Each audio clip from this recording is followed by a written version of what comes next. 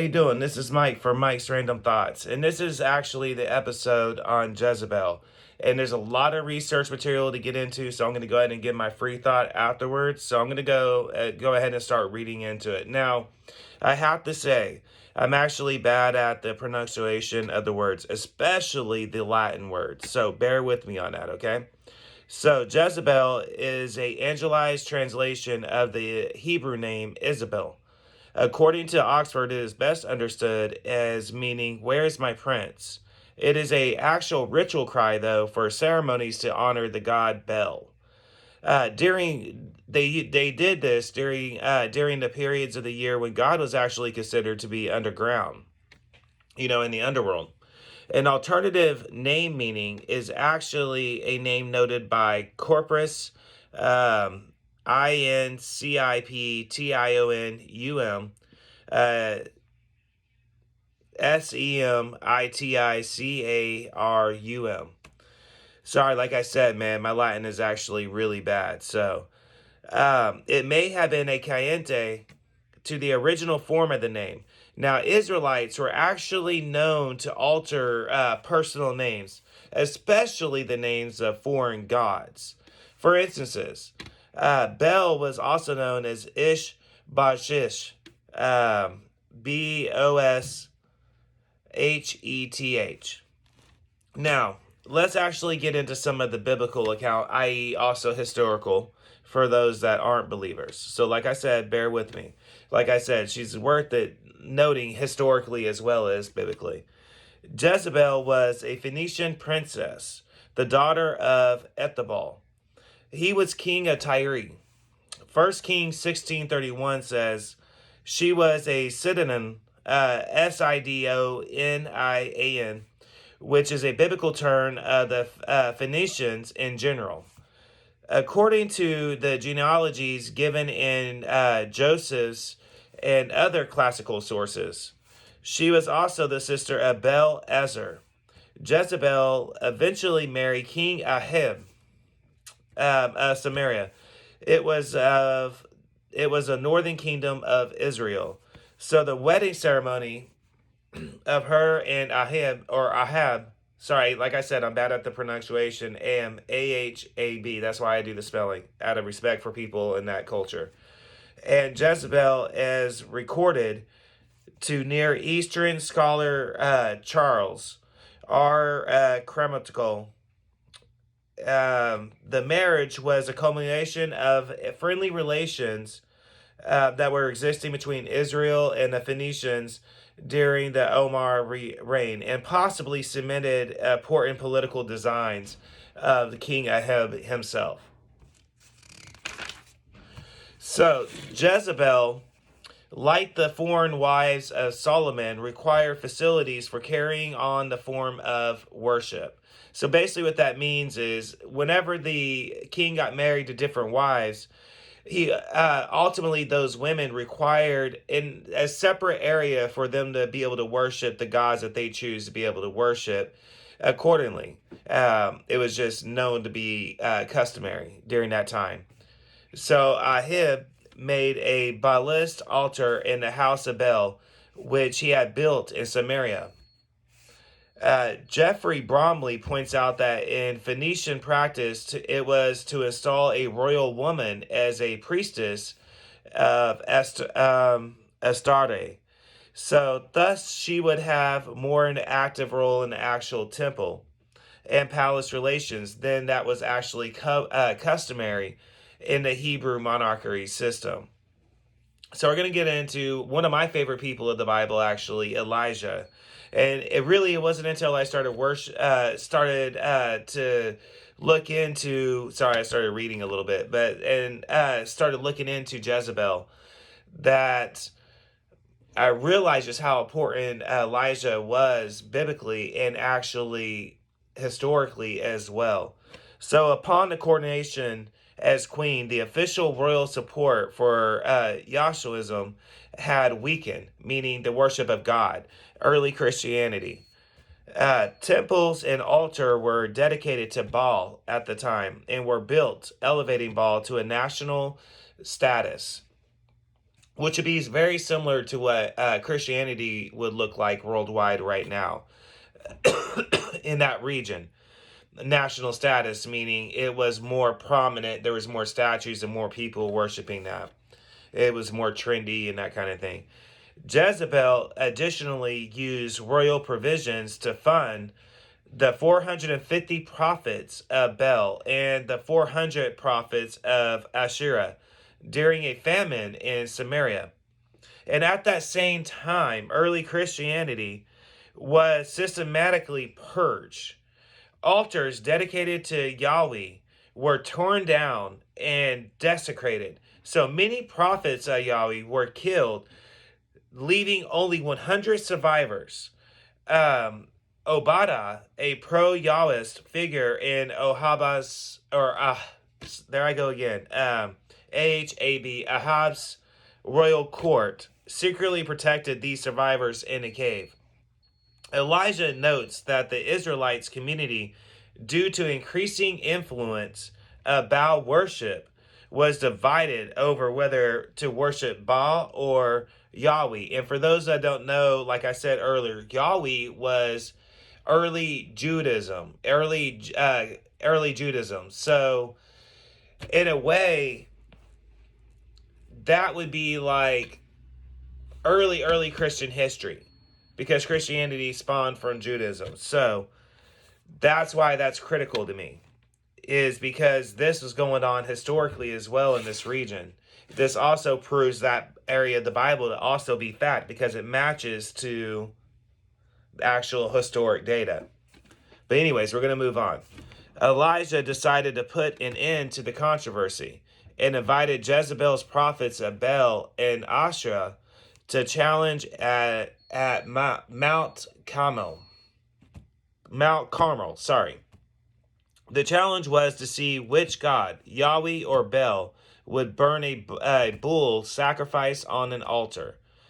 Now, Jezebel's prophets failed to summon Baal in the burning of the bull sacrifice, despite their crying, and they actually cut themselves. And when I mean cut themselves, they literally got desperate. According to what I found out, they got desperate enough to cut themselves with swords and literally attack each other to make sure there was enough blood going everywhere to summon Baal. But naturally, nothing actually happened. So Elijah, however, succeeded whenever he summoned Yahweh, and impressing the Israelites. He then ordered the people to seize and kill the prophets of Baal and Asherah at the Kishon River. So after the prophets were killed, Jezebel, she was smooth mad. I'm talking belligerent, just throwing stuff everywhere. Picture a woman ultimately just scorned, in every sense of the word, with power to back her up. So Jezebel swore to have Elijah become like her prophets and killed, even if it meant God's divine judgment upon Bersek if she failed to do so. Elijah then fled for his life to the wilderness, and he mourned the devotion of Israel, the devotion of Israel to Baal, and he lamented about being the only Yahwist worshiper left on earth. Now, what that meant is he actually was depressed and saddened that he was by himself and believed that he was the only worshiper of God left, after Jezebel had all the other ones killed in a furious rage at what she saw was complete and utter disrespect by Elijah and God for allowing her to be embarrassed and nothing happening, Baal not showing up. So he knew enough to actually, when everybody started, she had them all killed, he ran to the wilderness and he worshiped alone, and he was the only one left. So he had to continue it, right? So we're going to look at Naboth. Hold on one second. And I'm sorry, I'm dealing with a actual allergy affection right now. So my voice is sounding a little bit more hoarse. So, after an unspecified amount of time had passed by since Ahab was notably rebuked by a named prophet for letting Ben-Hadad survive, Ben-Hadad planned to actually capture Ahab's wives, including Jezebel, as to plunder altars and laying siege to Samaria. He visited Naboth's house, actually, which was located near the royal palace in the city of Jezreel, wishing to acquire Naboth's vineyard in exchange for a better quality vineyard or financial compensation. Naboth naturally declined, which he stated was justified by informing Ahab was his ancestors' property. So Ahab angrily returned to his property and depressed by Naboth's response. So now we're going to find out what happened by the king being upset by that. So Jezebel decided to actually comfort him. And no, you wouldn't think that by comfort him, they would be talking about, consoling him and, baby, it's okay, I got your back, right? No. By comforting him, she decided to have the arrangement for Naboth to be captured and later had him actually executed on the false charge of blasphemy against God and the king himself. So once Naboth was executed outside the city, his corpse was licked by Saridas.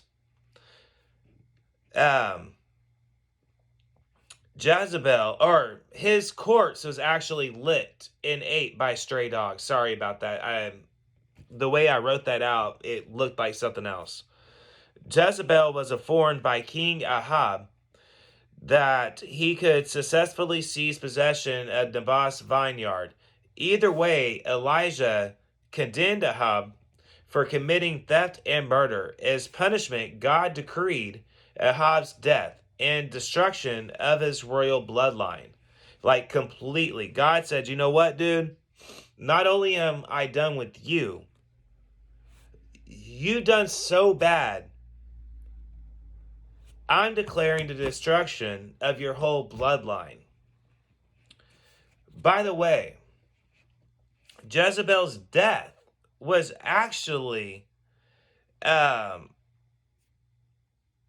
of eerie because she died similar with her corpse actually being devoured by dogs. And Elijah, I forgot to mention this earlier, I think. Elijah actually prophesied that God is angry with her, and if she does not turn from her ways, she will die a gruesome death and will be ate. Her corpse will be ate. And when she died, her corpse was devoured by stray dogs. Just the same as before. So, anyways, 3 years later, Ahab actually died in battle, and his son, Ahaziah, actually inherited the throne. He died as a result of an accident, and Ahaziah was succeeded by his brother Joram. Elijah and Elijah's successor, commander of Joram army, as king to be agent in divine punishment against Ahab's family. So Jen killed Joram and his nephew Ahaziah, the king of Judah, and his son of Ahab, who is rumored to be the daughter of Jezebel. He later approached the royal palace in Jezreel to confront Jezebel personally.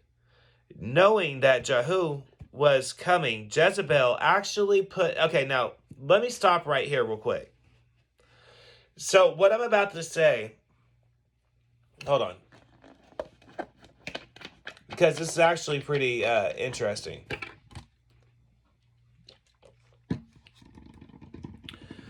So this depiction of Jezebel's death right here and actually how it happened is both an historical known fact, but naturally there's people out there that are skeptical of it and say that it didn't quite happen the way that they said that it happened.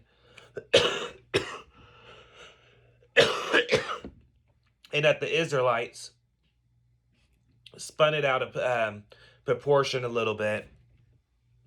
Although most historians say that this is actually how it went down.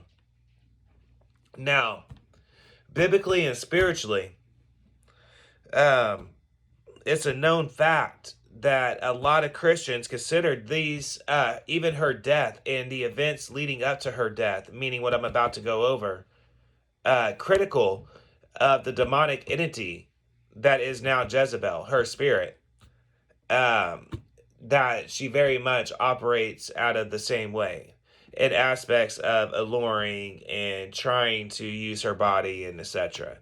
So let me actually get into this real quick, okay?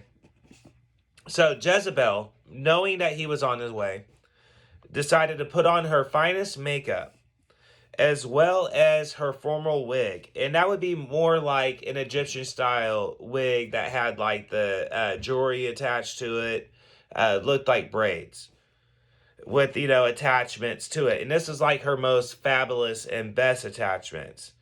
Now, she was also rumored to be bare butt naked at the same time as she looked out the window, taunting him. People often say that she was seducing him because she was actually nude, as I said, bare butt naked.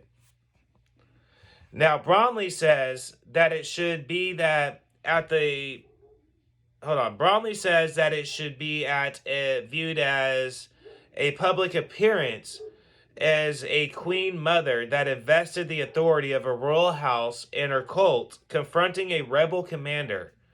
Also, in his book, Guide to the Bible, Isaac Esimo described Jezebel's last act dressing in all her most fiery makeup, jewelry as a direct symbol showing her dignity and royal status, determined to actually go out of life still as a queen, sorry. The way she acted, she might as well be king, right? But anyways, so Jehu later ordered Jezebel, her and not servants, to throw her from the window. And as they did this, when she hit, it was said that her blood actually splattered. And when it splattered all of the walls of the houses around the area that it splattered. I mean, she completely just got annihilated. Now, it also splattered all the horses, which actually caused the horses to freak out, get out of their stables, and actually trample all over her corpse. And then he entered the palace, and then he ate and basically had the finest of a meal and drank. He ordered Jezebel's body to be taken for burial. Now, his servants went out, but they only found her skull and her feet and the palms of her hands. See, her flesh had actually been eaten by stray dogs, just as the prophet Elijah actually had prophesied. Edwin Thiel dates Jezebel's death to actually be around 850 BC. I think I do. All right. We got a little bit more to get through, okay? So according to Jeffrey Bromley, the depiction of Jezebel as a carnation of the Canaanite cultic and political practices doctorized by Israelite prophets as loyalists had given her a life far beyond her actual existence of her 9th century Tyrian princess career. Through the centuries, the name Jezebel has came to be associated with false prophets. By the early 20th century, Jezebel actually became associated with fallen and abandoned women.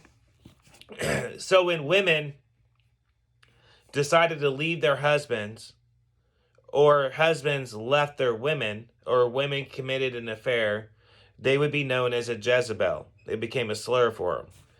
So in Christian lore, a comprehension of Jezebel is suggested that a person or a pagan or a prophet masquerading as a servant of God by manipulation of seduction, she mingled with the saints of God into sins of idolatry and sexual immorality.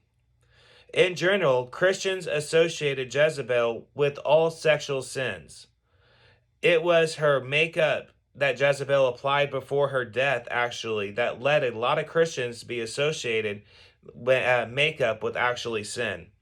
Now, girls, you all know what I'm talking about here. Back in the day, a long time ago, a lot of Christian girls, especially in Pentecostal faith, a lot of Southern Gospel beliefs, Baptists as well, believed that heavy makeup use was instantly associated with sexual sin.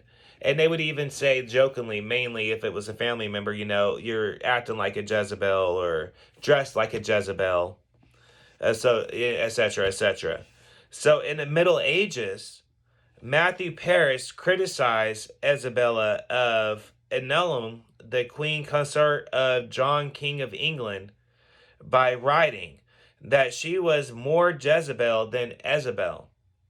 Modern Times says that the name Jezebel is sometimes used as a symbol of sexual, I can never say this word, but basically cheating or controlling women.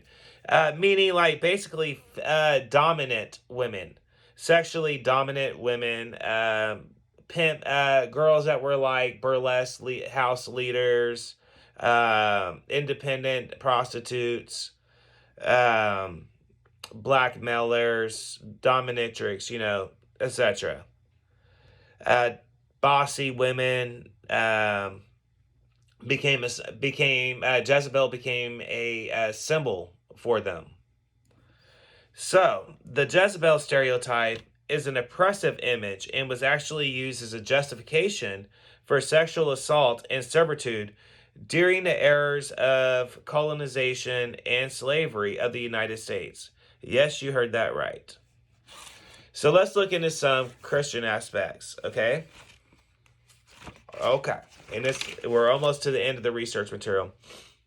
So Revelation 2:18-23. To the angel of the church of Thyatira write, these are the words of the Son of God, whose eyes are like the blazing fire, and whose feet are like burnished bronze. I know your deeds, your love of faith, and your service of preference, and what you are now doing, more than what you did at first. Nevertheless, I have this against you. You tolerate this woman named Jezebel, who tolerates herself as a prophet by teaching and misleading my servants into sexual sin and eating of food that was not properly sacrificed, and food that was sacrificed to the idols. What I meant to say was food that wasn't properly prayed over, and eating food that was sacrificed to idols. I have given her time to repent of her ways, but she is unwilling. So I will cast her out of bed, suffering, and I will make those who commit adultery with her suffer intensely, unless they repent of her ways as well. I will strike their children dead. Then all the churches will know that I am who searches hearts and minds, and I will repay each of you accordingly to your own deeds.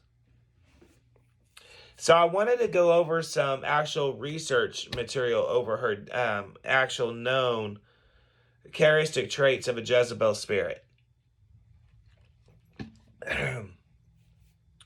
So she is known to be controlling. She claims to have a direct line to God, meaning both communication or physical. She claims to have higher revelation than others of God, better insights, better revelation. She's the one in the church that gets the job done. God directly gives her insight right away, kind of thing. All right. She is also the one seeking attention and followers as well. So she would be the one that would be most likely centered in the church activity. She would be the one that would be most heavily active in all the different groups and outreaches and things like that. She is also she is also dispatched against godly strength. She is also vindictive. She is also brazen.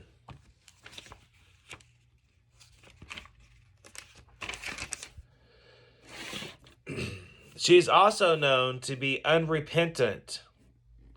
Generally unrepentant, meaning that it's no big deal to her. Whenever someone that's inflicted with the Jezebel spirit will be in these. When I said I was going over aspects of someone that's afflicted with the Jezebel spirit, and these are traits of someone that's inflicted with her that is involved with the church, or in general that are Christian. So generally, they will be truly unrepentant, or they will say they repented and really wouldn't have been actually did the deed of practicing repentance. So here are more traits of the Jezebel spirit. It was established biblical authority only as that authority recognizes it and allows it to function. She will inevitably seek to be exalted. She will often focus on types of forms and characters. She usually exalts the rights of the individual above the body. She will condemn those who disagree as being unspiritual. People that she does not like, somebody that's possessed by her, or being afflicted by her, or being tempted by her, their spirit.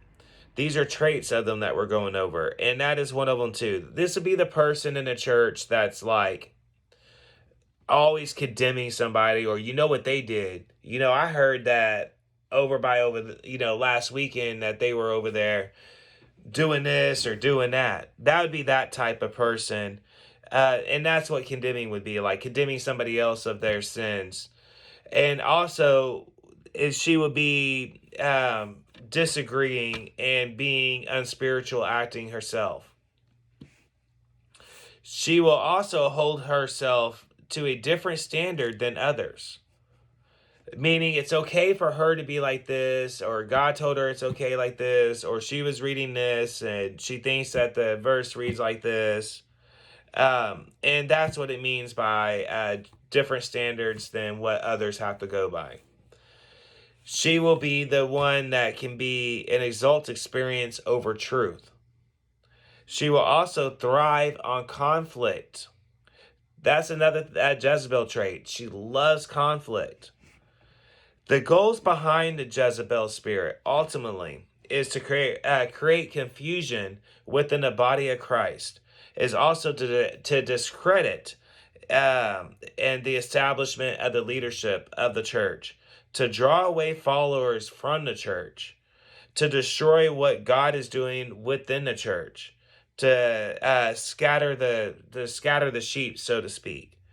Jezebel, this is interestingly enough about her spirit, even in the cult world. Jezebel is one of the few spirits, demonic spirits, that is known to be able to inflict damage on both women and men. Often at the same time, in the same church even. I mean, like, it could just, But anyways, I wanted to throw that out there real quick. It's very interesting to me, even studying different religions and stuff like that. That was one of the things that I found most interesting, is she loves to be able to go both in men and women. And that's very crucial as a Christian, to understand that if somebody in your church is actually being tempted by Jezebel, that you recognize that. So it often chooses wounded souls. Jezebel will choose wounded souls, which actually seeks affirmation, meaning she's going to pump them up in their mind mentally that what they're doing is okay in all different kinds of ways. There's going to be justification that comes from it because the spirit of Jezebel will do that. That's what that's saying. Often, it will also choose women who have been hurt by men or by religion in general. Now, I find that very interesting. You're going to find out why in my free thought. So, it will be compassion for somebody and will disdain real church discipline at the same time. She will have its followers will no longer fit its purpose. The church is no longer acting right. The church isn't really fulfilling her spiritually or him spiritually. There's always something wrong, some kind of complaint. That's a known trait too. So Jezebel's spirit will discredit them and often disregard them in a way mentally. So, as I said, I do have some free thought on this. I'm just going to hit my e-cigarette for a second, so bear with me. I know I smoke a funny looking one. It's enjoyed, so for you guys that don't know. Because there's a lot of aspects I wanted to get into about her that the research material didn't get into. Naturally, myself as a Christian, like I said, I welcome all walks of life on this show, and I was hoping to get more than what I did. I offered it to many people I know.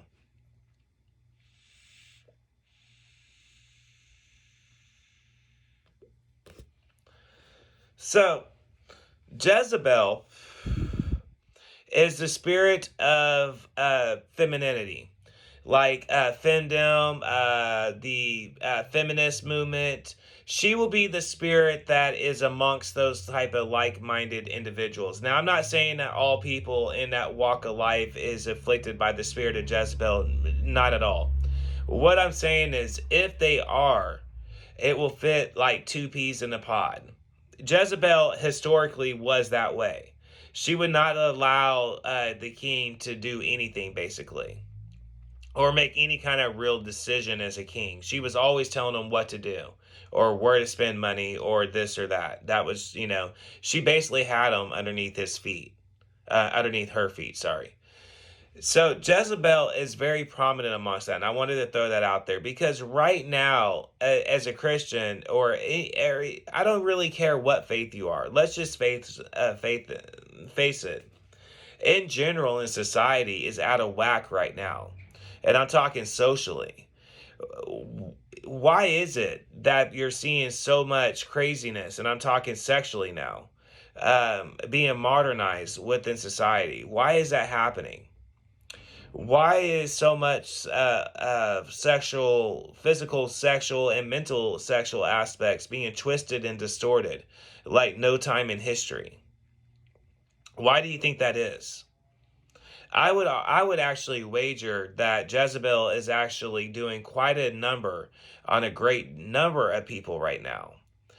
If you're suffering from porn addiction, chances are you tangled with her. They're one and the same. As the research material stated, she is known to be one of the top demonic spirits involved with all types of sexual sin, especially perversion. And what do I mean by perversion? What I mean by perversion is, classically speaking, we were talking about the stuff that is so taboo that you will turn bright red at the sheer thought of actually talking about, or maybe you won't in these times that we're living in. Who knows?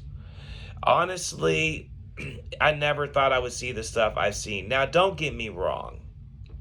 I've done a whole podcast on BDSM and the mental and psychological aspects of it. So I'm very familiar with her myself. And I understand spiritually what they're saying. There's aspects of this world that is touching in the real world now.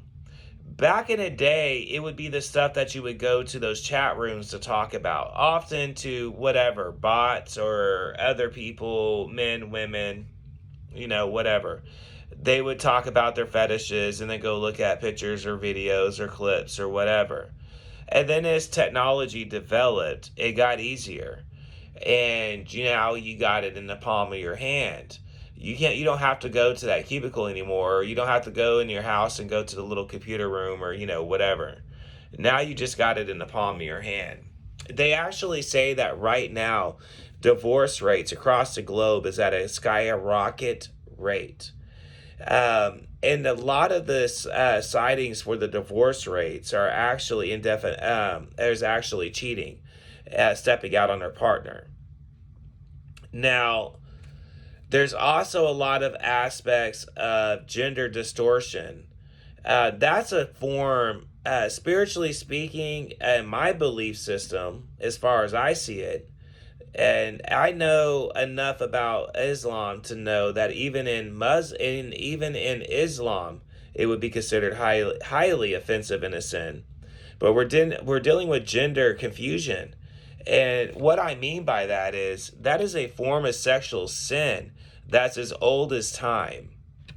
They wouldn't have put stuff back in the day in the Bible and in the Quran about men dressing like women and women dressing like men if it wasn't actually happening. And a lot of times it was known to be a demonic entity that the person was being afflicted with. Now, as society progressed, people naturally said, no, they're suffering from this mental disability. They're suffering from this mental disability. They're suffering from that physical problem. They're suffering from that physical problem. Blah, blah, blah. Time. Progression. Society moves forward. People lose a little more faith. Now, often these people will get fixed, and they're just gonna, back in the day, they would either could secretly struggle with it, or they would actually really get cured of it. Now, a lot of the stuff, as I was saying, that people would go to the dark computer rooms to do, is being encouraged openly by politicians, by athletes, by celebrities, by music, by movies, by cartoon television shows, and by commercials, and by the radio. Now, I want you to understand that I'm pretty sure that not right away is not going to be a huge deal. Right? Everybody's going to be screaming progression, this and that. But you're already starting to see problems in their plan. And these are problems that we all stated. Now I'm starting to get political. I'm known to do that on this show. But this is all part of the same problem. And that's what I'm getting at. As I stated before, Jezebel is a spirit that likes to twist and distort God's image and basically rebel against her. Jezebel is the female equivalent of Lucifer as far as I see it, and anger towards God. She is on fire, 100%, full of rage and anger towards men, anger towards authority, anger towards God. She will not back down. Not happening. That's her spirit. Now, she also likes to distort God's image. Now, this is a demonic twist. Now, demonic and spiritually, what we're talking about is Lucifer has always stated that his favorite thing is to twist and distort God's image, right? Okay, so if that's a fact, and Jezebel hated God, and she is a known demonic entity of sexual sin and perversion, it only makes sense that she would be encouraging a lot of this. Now, to me personally, that's what I see, a lot of demonic influence going on in society right now. It's the only way I feel that you can find justification for how many people feel like it's okay. Because as far as I see it, and you know what? I'm going to save that for the off the top I'm planning on doing. We're not going to get into that right now. But let's just say this. For grown adults to think that a lot of this behavior from politicians is okay, and for the openly encouragement of it in our children is not okay. To dress children in provocative clothing and parade them around on a stage, to me, in my belief system, is not okay either. To me, socially, that's not even okay. I understand at a certain age, they're looking at a career, if they're really trying to be a professional model, that they're going to have to try to do something or they're going to be asked to do something. And I get that. And I'm not talking about that. What I'm talking about is the girls that's around, like, I don't know, 15 and below, like way too young to be acting and dressing this way. And that way, and over a period of time of exposure to it, when people see it on TV for a long period of time, then that's whenever it starts to get socially acceptable to people. And over a period of time, our children are going to grow, they're going to grow numb to it. Now, as Christians, we call that growing cold. They're going to grow to think that this behavior is perfectly fine because everybody is doing it. What's wrong with it if everybody's doing it is going to be basically the consensus to how most of our children is going to grow up and think. And that's unfortunate. And the reason for that is, unless it changes, because all of Hollywood is pushing for it. How many celebrities can you name off that actually are encouraging this with their children? And you can sit there and tell me that they don't have some kind of demonic entity influencing them spiritually somehow. For them to actually be a mother or a father and to say, let me mess up my kids mentally and possibly for the rest of their lives. How is that not a demonic influenced decision? Because what rational parent can look at their child and encourage that for likes and comments? Gambling their child's mental stability for likes and comments. I would say that's a demonic influence decision, and I would wager that Jezebel was behind it. And as I said, she is the spirit of sexual perversion. And when I say sexual perversion, guess what I'm talking about? Cross-dressing. I'm talking about urination, eating feces, the really twist and dark stuff. If you ever seen the movie 8mm, that kind of stuff. The BDSM dark stuff that you really don't ever want to see. She definitely reigns supreme among that. And she definitely loves to break up families. She is known to be the spirit that loves to break up families. Jezebel is a spirit, demonic spirit, that thrives on breaking up a home. But why does she like to break up a home? Again, it goes back to ruining God's plan and God's creation. God's intention was for male and female to be one in union, one yoke, with children and raise them right. She loves to break up that and influence that. That's one aspect of Jezebel right off the bat, I will say. So, and these are aspects I felt that, and off the top, that I felt that it was crucial to touch, because you are starting to see it. I can't ever remember his name, but when you saw that she, that is now the Department of Health czar, walking around in a little girl dress. Now, I've heard that it was a different photo that was taken at a costume party, but still, yet you're a Washington D.C. United States American representative in the eyes of the globe, and that's how you act.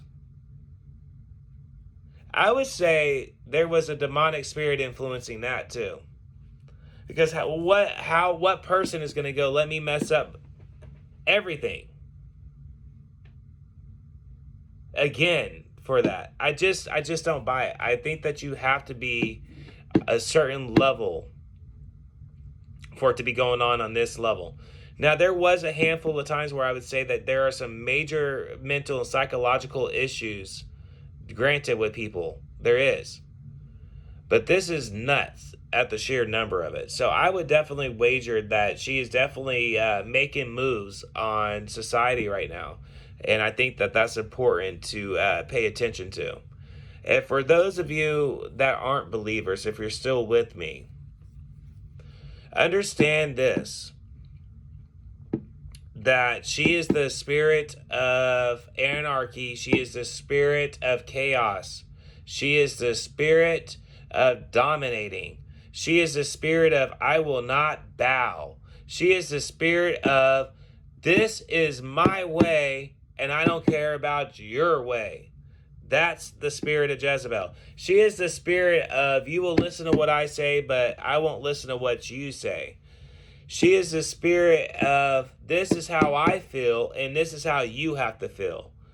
She is the spirit of this is the way the world should think and that's it. That is all aspects that's known to be attached to the demonic spirit of Jezebel. Wouldn't you say that that's going on pretty rampantly right now across the globe? Because I would. Now, I'm not too sure what the Quran says about Jezebel, or even if it does. But I do know that aspects of what I just described are very much, at one time at least, would get you killed if you were a Muslim. If you committed any of those things. These are all things you have to keep in mind with her. And that's why I'm throwing it out. Because whenever I made that little short list right there, and this is straight off the top, I mean,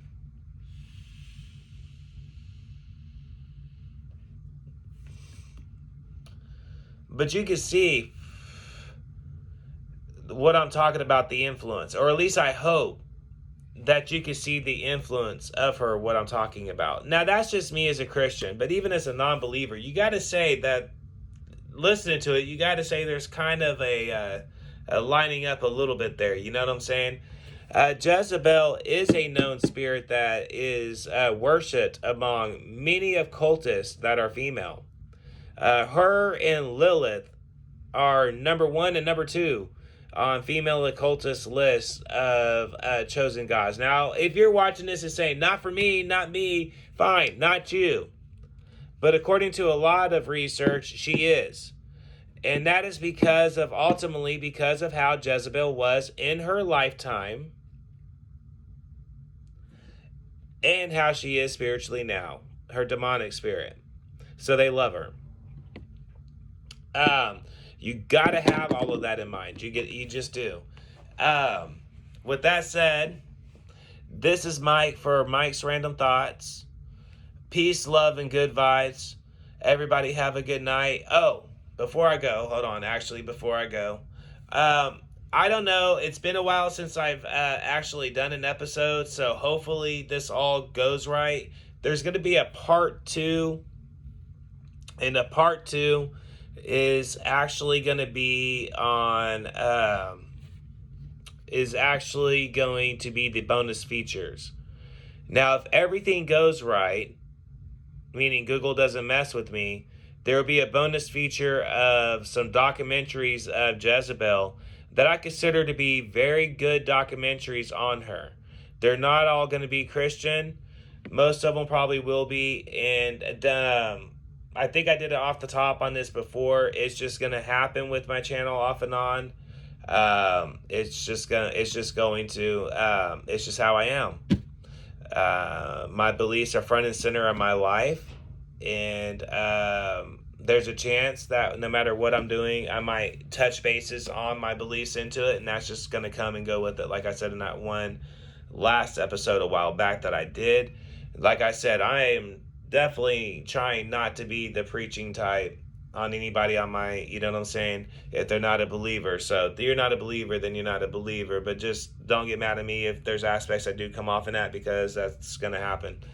But anyways, like I said, look forward to the bonus feature. If YouTube doesn't mess me up, it will be there. I'm saying that because of all the stuff going on. Who knows? This one I know will be there, but let's hope the part 2 with the bonus features will be there, because like I said, they're not all going to be Christian documentaries on Jezebel, but they are all definitely worth watching because they're touching bases on everything that I just went over. And they're also very good because, like I said, my punctuation on a lot of things, it's kind of a double-edged sword thing with me. I love history. I love religion. I always have. However, my punctuation with words aren't exactly always the best. But it is what it is. So I make do with the best I can. And I do try to spell out words. I try to pronounce them and I try to spell them out as a form of respect for people that come from those regions that hear the show. At least they know I'm trying. That's why I try to say them. I'm hoping that maybe they chuckle a little. At least he's trying. And then I spell it out as a form of respect so that, and yeah. But anyways, this has been Mike for Mike's Random Thoughts. Peace, love, and good vibes. Everybody have a great night.